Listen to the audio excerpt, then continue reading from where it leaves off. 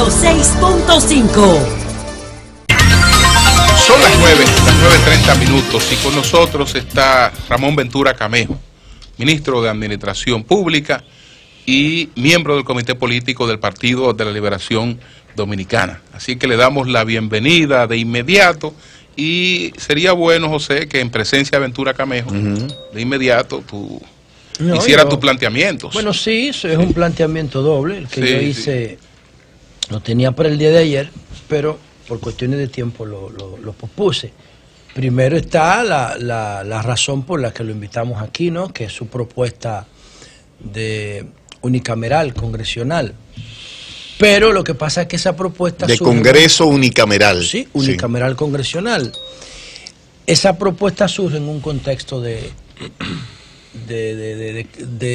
reelección, de posibilidad de reelección, aunque yo estoy convencido, es decir, de modificación constitucional, de que Danilo no va ni puede ir porque no hay condiciones. Ahora, yo decía ahorita que Ramón Ventura Camejo fue una especie de autor intelectual de la reelección de Danilo, porque él fue el que publicó una carta pidiendo al comité político que pusiera eso en agenda.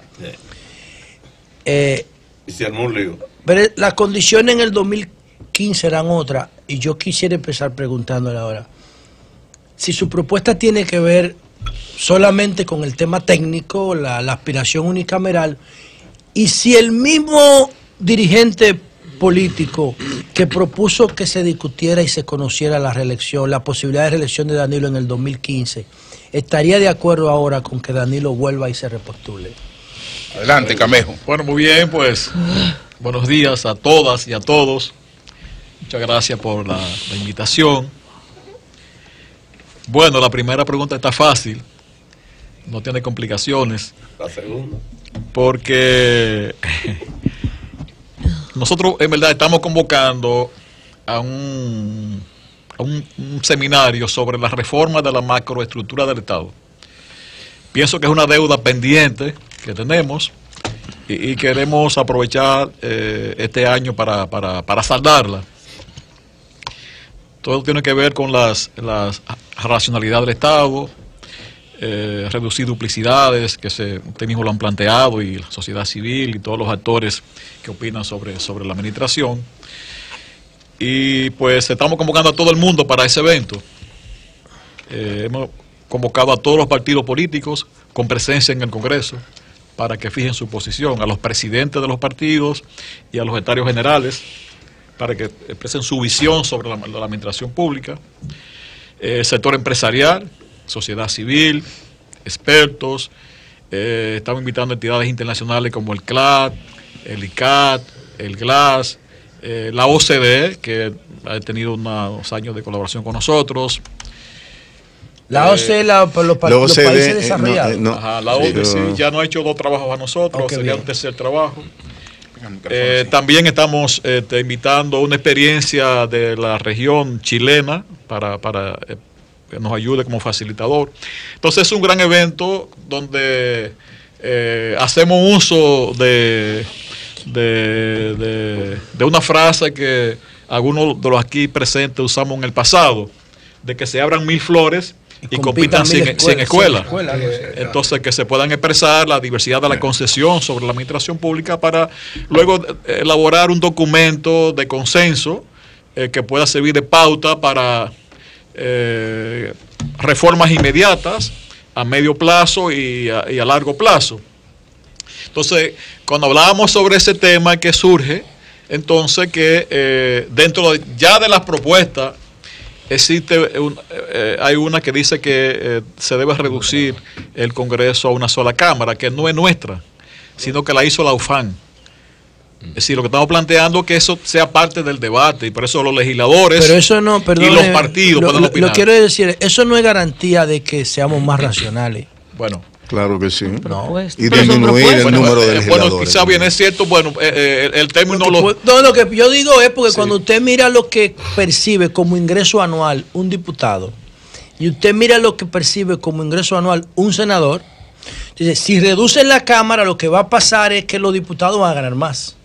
No, porque tú estás mirando porque tú no le puedes decir a quien apruebe el presupuesto, tú no le puedes decir a quien se lo distribuye a los demás, ¿entiendes? Que reduzca su beneficio. Pero Balaguer se lo decía. Bueno, el pueblo le asigna a ellos. Pero eso no es verdad, José.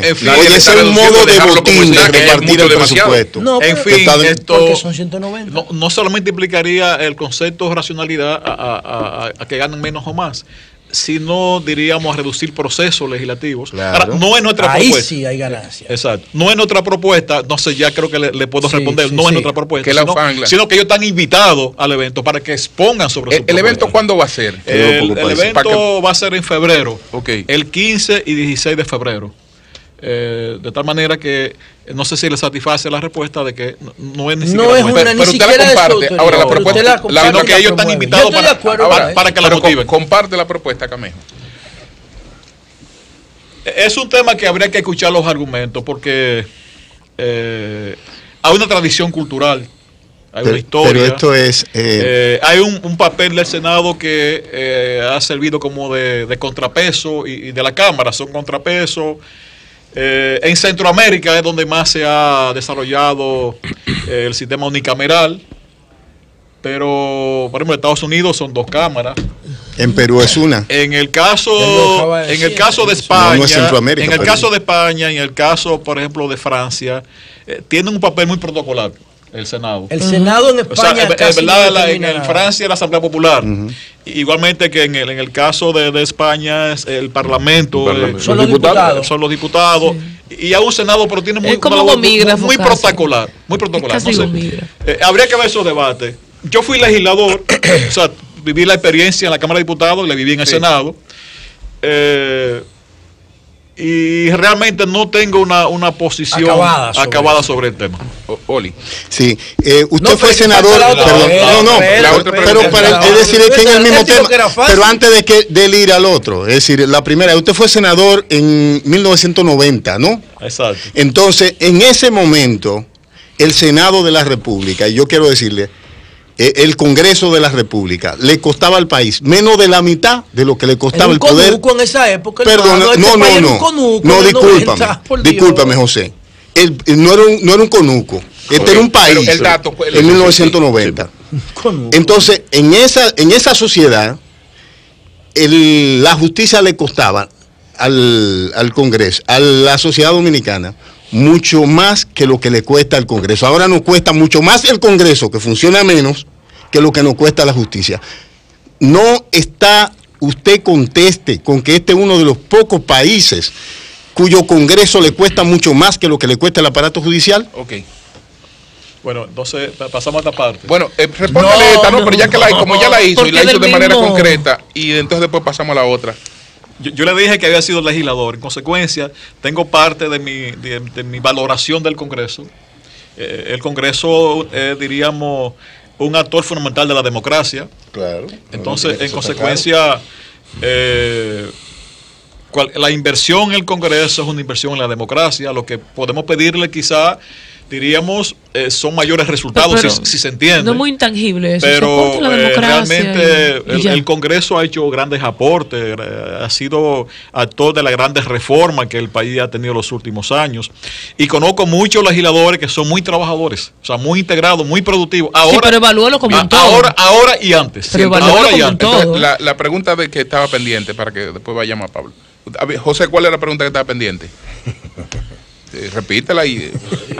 No, está bien, no hay problema. Simplemente Sí. yo le pregunté a mi compañero de partido y miembro del comité político, el ministro de Administración Pública, Jefe jerárquico tuyo, comité que político. sí, política. Además, él tiene autoridad sobre mí por su comportamiento. Así. Puede ser miembro del diablo y si no tiene autoridad moral, yo no lo respeto. Que si propondría la reelección de nuevo. Entonces, yo No, no, no, respeto a no, Ventura no, Camejo no. por su comportamiento. Sí. Ahora, el mismo dirigente político con esa autoridad moral que nadie le cuestiona en el PLD, que pidió públicamente la primera reelección de Danilo, ¿estaría dispuesto a pedir una segunda reelección de Danilo Medina ahora y modificando la constitución que esta no lo permite? Vamos. Mire, realmente tuvimos una posición en una coyuntura determinada. En esos años de formación, en lo cual también creo que estaba Melton, aprendimos un principio un principio que expresó Marx. Creo que fue en el 18 brumario de Luis Bonaparte, que decía que en la historia los hechos ocurren como tragedia y luego después como comedia. Ay, Dios mío. Hemos escuchado de Luis Bonaparte, de figuras muy cercanas al presidente Medina, como Gustavo Montalvo, por ejemplo. Sí, me lo dijo a mí. Que han dicho que el presidente no va. Que no lo ha dicho públicamente y lo escribió. En consecuencia, eso pues está establecido por un vocero autorizado por su proximidad con el presidente. Claro. Reforzando eso, decir que... un saludo para don Antonio Espaillat. Pablo, antes de tu pregunta, si me lo permite, un saludo muy especial para don Antonio Espaillat. Pero totalmente. Digo, si tú lo permites. Permitido totalmente. Se sentó ahí, disculpe la comparación, que tú sabes que yo... Se sentó ahí como se sentaba el padrino. Ey, no, qué padrino. Se parece a Danilo cuando lo Pero es que en esa posición del Consejo Nacional de la Magistratura. Pero espérate, Pablo, esa es una posición que da comodidad y no es exclusivo de uno de otro. Para que se sienta cómodo. Mira, además en esa silla. Decir y volver a decir, segundas partes no son buenas, terceras son nefastas y las cuartas pueden ser una hecatombe. Antes de cualquier cosa, perdóneme, pero creo que de mucha justicia hacerle reconocimiento por su conducta, por su honradez personal en una clase política muy cuestionada. Entonces, si alguien ponía en duda la existencia de Flores de Fango, yo quiero saludar a Ramón Ventura Camejo con muchísimo respeto. Muchas gracias. Por eso lo que acaba de decir José. Hay un respeto jerárquico de un miembro del comité central al comité, a uno del comité político, pero aunque usted fuera sin partido, hay una autoridad moral, un respeto que se ha ganado, no porque sea ministro, deje de serlo, o sea santiaguero, que además es de las Águilas, que es de las Águilas, ¿no? Que es un gran defecto, pero eso se equilibra con la conducta debió ética. ser liceísta, pero está bien. Entonces, yo quería hacerle reconocimiento, porque una cosa es privar en honesto y no haber estado nunca donde se puede hacer lo mal hecho, y haber estado desde... Señores, hace 28 años que ese señor fue senador. Entonces, lo dejo de ese tamaño. Okay. Ramón Ventura Camejo, la partidocracia es terrible. No se quieren dejar regular. Hay la intención de, antes de que llegue una gran crisis político, económica, institucional, que esa partidocracia toda diga, señores, vamos a tener un Estado más racional en el gasto. Es decir, que no hay una diferencia abismal entre la recepcionista del Ministerio de Salud Pública y un ministro que además del sueldo formal tiene tales beneficios, cero mata cero, y podría llegar a 800,000 pesos. O sea, aquello que ustedes plantearon, y creo que está en una ley, pero que a la hora de las verdades se politiza todo y el interés electoral lo daña todo. Se habla, en algún momento ustedes hablan con Danilo, con Leonel, los dueños, señores, vamos a hacer algo más racional. ¿Cómo se trata ese tema? Porque usted sabe mucho de eso y hay una ley con ese planteamiento.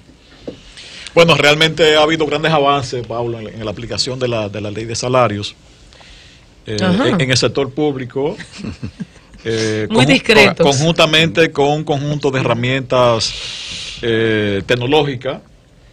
Existe lo que se denomina el SAS, que es un sistema de monitoreo, eso es un tema de administración de servidores públicos, que controla la nómina pública.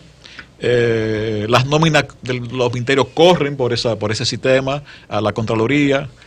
Hay un control si las nóminas se corresponden con una serie de normativas, tanto de Contraloría como de presupuesto. Quizá poca gente sabe que no es posible hacer un nombramiento, una nómina, si el cargo no está previamente presupuestado. Que no es posible que la nómina pueda ser aceptada por Contraloría si hay una novedad salarial que no haya sido verificada por el ministerio. Pero perdón, yo me refiero a la esquematización. O sea, un ministro A gana tanto, los B ganan tanto, viceministro A tanto. Eso está definido. Eso está definido. ¿Por qué la partidocracia no da el paso? No, pero es que los ministros están sometidos a la ley de salarios. Los ministros están sometidos. Hay diríamos, situaciones no controlada, en lo que usted está señalando, fuera de los ministerios. Por ejemplo, el sector financiero. Sí, eso es un acuerdo internacional. Pero ya es fuera del ministerio. ¿Cuáles son las excepciones, por favor? Bueno, yo le diría todo el sector financiero. Todo el sector financiero. Los descentralizados. No está bajo control. Hay propuestas para la regulación, pero lo que quiero es acentuar el caso de los ministerios. Sí están controlados.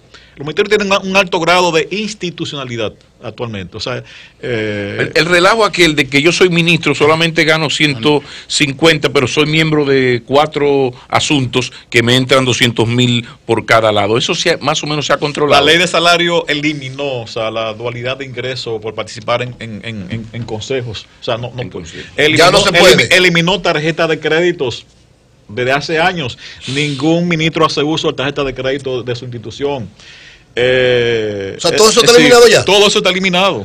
Todo. Bien. Ningún ministro puede ser miembro ¿eliminado o regulado? ¿Dónde No sale puede tanto ser bienestar entonces? A nivel K. De esta manera que Con 200.000 pesos no se hace mucho. hay una regulación salarial. Que hay un manejo. Y hay una responsabilidad del ministerio. O sea, como le digo, no hay cambio salarial si previamente no es, diríamos, verificado por el ministerio, porque no se Contraloría lo rechazaría. A nivel K. Bueno, mientras usted respondía una pregunta y usted decía de cómo se está aplicando la normativa 4108 que tiene que ver con la administración pública, yo decía que esos logros han sido muy discretos. Y lo digo porque aunque lo estén ejecutando, pues uno desde afuera entiende que no, o entiende que se están ejecutando muy a medias. De paso, entonces le pregunto, ¿en qué está la aplicación de la normativa? No respecto a los funcionarios, a los ministros, a los directores, sino inclusive respecto al servidor público base. Y hago el cuestionamiento porque particularmente con frecuencia mucha gente me dice, mira, me cancelaron de tal ministerio, me toca tanto, el MAT dijo que me tocan, pero no me lo dan. O me van a dar las prestaciones, pero quién sabe en qué época. O yo soy un servidor público, pero resulta que no aplico. Yo percibo mucho desconocimiento respecto a la ley que rige la administración pública.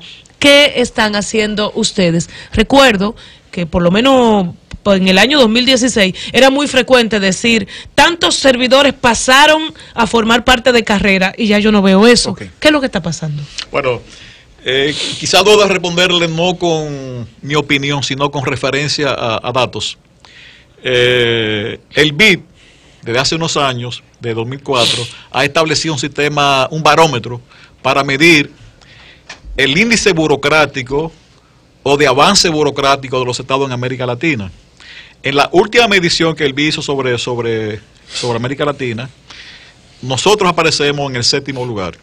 Y el 7º lugar es muy significativo para la República Dominicana, tomando en consideración que primero están los chilenos, están los colombianos, están los costarricenses. Siempre. En consecuencia, es un reconocimiento que debe estar Uruguay por ahí, que es el país más desarrollado de América. Ha habido grandes avances en la administración pública, pero luego la AECI, la Agencia Española de Colaboración, que da colaboración a República Dominicana y a Centroamérica, quiso saber cuál era el impacto de su colaboración en el avance de los índices burocráticos. Y ahí quedamos en segundo lugar, solamente detrás de Costa Rica. ¿Cómo? Y Costa Rica es un estado que tiene más de 60 años aplicando estos sistemas burocráticos beberianos, que nosotros perdimos tiempo. ¿Por qué razón? Porque cuando Costa Rica inició esos procesos, era bajo el liderazgo de José Figueres, como lo era Rómulo Betancourt en Venezuela, como era Muñoz Marín en Puerto Rico y Juan Bosch en República Dominicana. Era parte del discurso de Bosch. Y quiero decir lo siguiente: el inicio en nuestro país de ese régimen burocrático, Juan Bosch fue el que lo propició. Porque mandó a estudiar a Raimundo Amaro Guzmán, a Víctor Melitón, a Luis Cheques Ortiz, al doctor Gómez Yanguela, a Río Piedra, Puerto Rico, a hacer una maestría en administración pública para dar inicio a lo que fue luego la ONAD. De la manera que esa es la historia Pero actualmente le he dicho cuáles son las mediciones que se han estado haciendo. Y recientemente, ustedes vieron en la prensa, cómo la Secretaría Iberoamericana, que es la secretaría que organiza la cumbre de presidentes iberoamericanos, conjuntamente con la Fundación de la Calidad Fundive Iberoamericana, vino al país a entregar los premios iberoamericanos como un reconocimiento a los avances y a los esfuerzos que hace el país en el tema de la nueva gestión pública, y en esa premiación, conjuntamente con hospitales y otras entidades de España, de Colombia, fue reconocido el Hospital Juan Bosch de la Vega como un hospital que revela, que acusa indicadores internacionales en la gestión de la salud. De tal manera que hemos ido creciendo y parte de mi presencia aquí es también que la próxima semana tendremos lo que denominamos la Semana Nacional de la Calidad, que siempre la dedicamos a un país determinado, para tener vínculo con ese país. Lo hemos hecho con Estados Unidos, con Francia, con el Reino Unido, con España, con Seúl, y esta semana será con Alemania, porque ahí se inició todo en estos sistemas, porque Weber era alemán. Weber es Max Weber. Max Weber. Lo que pasa es que mi profesor siempre decía Weber, y a mí se me quedó así. Le preguntaba, solamente recordar que gran parte de lo que nos ha ocurrido en nuestros problemas tienen que ver con el golpe de Estado. Perfecto. Fíjate cómo esa generación de Pepe. Solo le preguntaba, señor ministro, el paso de servidores a la carrera, ¿está como estancado eso? No, todo lo contrario. Mira, lo que pasa es que estos son sistemas que requieren credibilidad. En esto siempre me insistió el presidente Fernández, igualmente el presidente Medina. No debemos politizar el ingreso a la carrera. O sea, si tuviéramos, diríamos, esa visión populista, meten a todo el mundo. entonces tuviera todo el mundo la carrera. No. Bueno, es un proceso selectivo y todo un proceso racional. Tiene que comenzar porque usted, diríamos, define las estructuras orgánicas de las entidades. Define los cargos, define los procesos, define las competencias para los cargos, establece reglamentaciones de los concursos. Actualmente, para ingresar a la carrera, el indicador universal de mérito es el concurso público. O sea, hoy en el país, para ingresar es por un concurso público de oposición debidamente publicitado, y con un jurado, diríamos, neutral. ¿Qué porcentaje está en la carrera? Actualmente tenemos unos 71.000 empleados de carrera. 71.000. ¿Qué porcentaje es ese? Chiquito. Hemos identificado de alrededor de unos 200.000 puestos de carrera. Porque no todos los servidores son de carrera. O sea, son aquellos que ocupan puestos técnicos o profesionales. O sea, que tienen una competencia. No es carrera. Una competencia. Ramón, desde el punto de vista, tú eres un especialista en todo lo que tiene que ver con gerencia de la administración pública, pero también, digamos, con gerencia política. Tú eres miembro del comité político, es una de las discusiones que hemos tenido Osiris Mota y yo permanentemente. Y me dice, aprovecha ahí a Ramón Ventura Camejo. Como especialista en gerencia, ¿el comité político está cumpliendo su papel de gerente político de ese partido? ¿Y por qué ese partido está ausente en muchas discusiones importantes de temas nacionales? Como la del aborto, por ejemplo. Pienso que uno de los retos del partido, diríamos, es modernizarse. Porque es paradójico que el PLD, a través de sus funcionarios, hace grandes esfuerzos por modernizar el Estado. Pero no el partido. Pero realmente el partido se ha quedado muy atrás.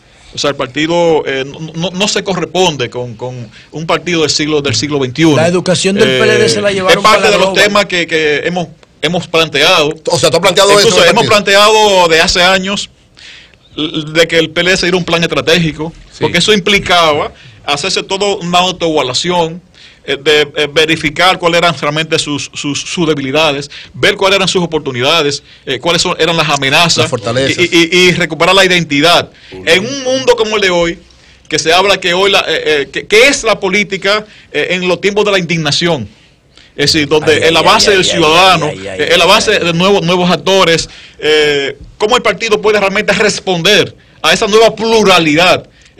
Hoy los partidos no son los centros únicos, o sea, es parte de un sistema, pero no son los únicos. De tal manera que esas son las cosas que nos preocupan sé que le preocupan a muchos compañeros del partido y le hemos estado, diríamos, diciendo en muchos espacios, incluidos en reuniones. En la administración pública, a nivel de la administración pública, ¿cuándo el esquema nuevo de Intran entra en aplicación? ¿Cuándo todos estos cambios que plantea esta ley se van a aplicar?